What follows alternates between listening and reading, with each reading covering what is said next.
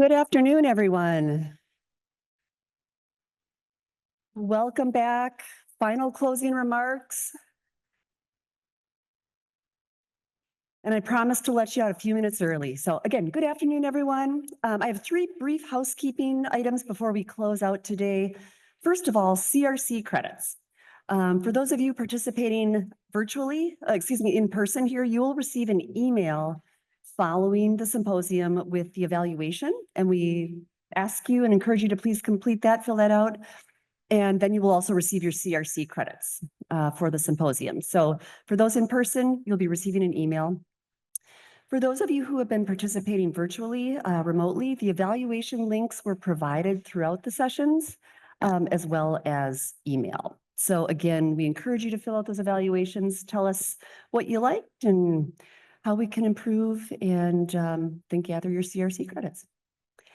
Second, research posters. If you had a research poster down on the second floor and haven't taken it down, please feel free to do so. They'll be removed this afternoon about 4:30 p.m.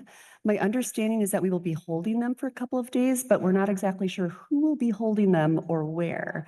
So if you plan to keep it, keep your poster, go ahead and take it down before you leave. If you don't want to deal with taking it back, if you're traveling and whatnot, it's okay to leave it too, and we can dispose of it for you. Okay. And finally, textbooks. I'm not sure if you had noticed, but in the back here, kind of by the windows overlooking Langdon Street, there's a table with some new textbooks in there. Those are free. So if anybody is looking for textbooks, you can just grab them. They were provided to us. And so it's kind of a first come, first serve. Oh, and Stacy has a comment.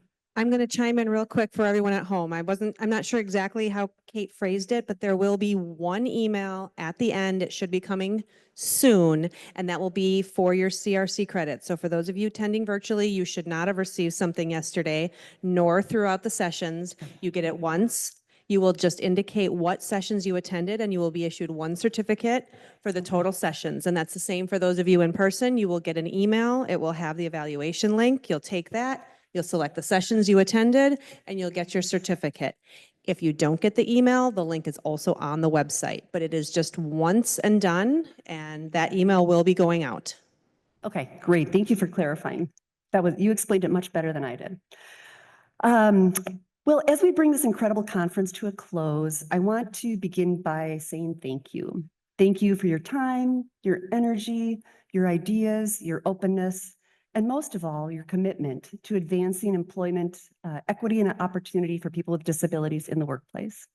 I hope you've enjoyed yourself.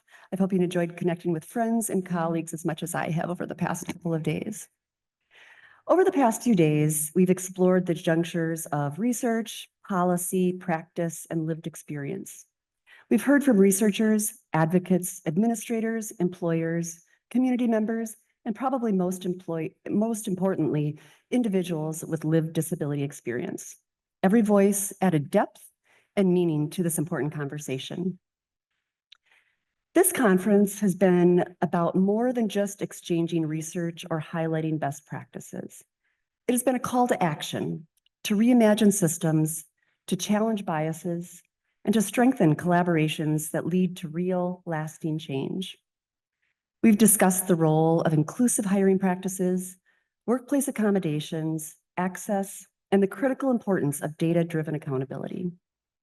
We heard groundbreaking research on employment outcomes and emerging trends, everything from the use of AI and engagement to post-pandemic workforce participation. We've also had powerful conversations about how disability is a vital part of human diversity. And we have acknowledged the ways that bias on many levels still limits full participation for many of us. Yet amid the challenges, there's also deep hope. We heard from employers investing in inclusive pipelines, from advocates leading change in their own communities, and from public agencies breaking down barriers, one policy at a time. However, none of this would have been possible without the tireless work of many. To our speakers and presenters, we thank you. Thank you for sharing your knowledge, your findings, and your personal journeys.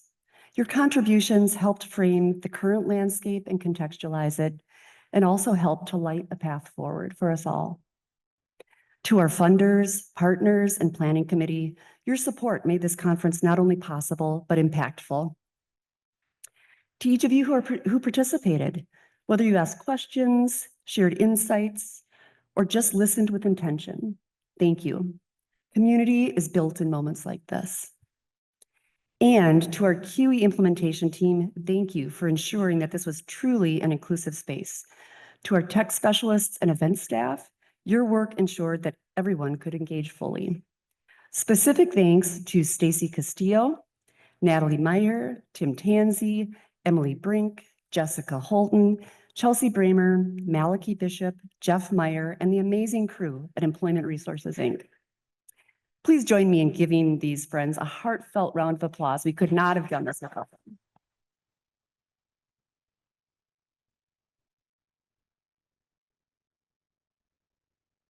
So as we prepare to return to our own organizations, our roles, our communities, our busy lives, I want to leave you with both a challenge and a promise. The challenge is this: don't let these conversations end here. Take what you've learned, what you've felt, and carry it forward.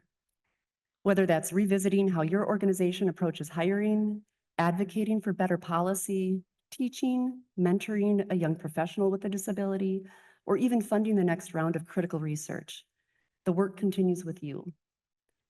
Progress doesn't come from a single policy, paper, presentation, or even conference. It comes from consistent, collective action driven by the belief that everyone deserves access to meaningful, dignified work. And the promise is that you are not alone in this work. Yes, we are all navigating individual and collective challenges during these unsettling times. However, there's a vibrant movement behind you. You look around, we are all part of this movement in rehabilitation. A movement that is committed to positively transforming the employment landscape for people with disabilities. And if you ever wonder whether change is possible, remember the stories, the data, and the vision shared over these past few days. I'll close with a quote from former President Barack Obama, 44th President of the United States. Change will not come if we wait for some other person or some other time. We are the ones we've been waiting for. We are the change that we seek. Let's take those words to heart. Let us leave this conference not just informed, but inspired, not just connected, but committed. Because when we create inclusive employment systems, we're not just helping individuals, we're building stronger, more resilient, more just societies for all of us. So with that, I say thank you, safe travels, and please continue to connect. I take the commitment if you do. Thank you.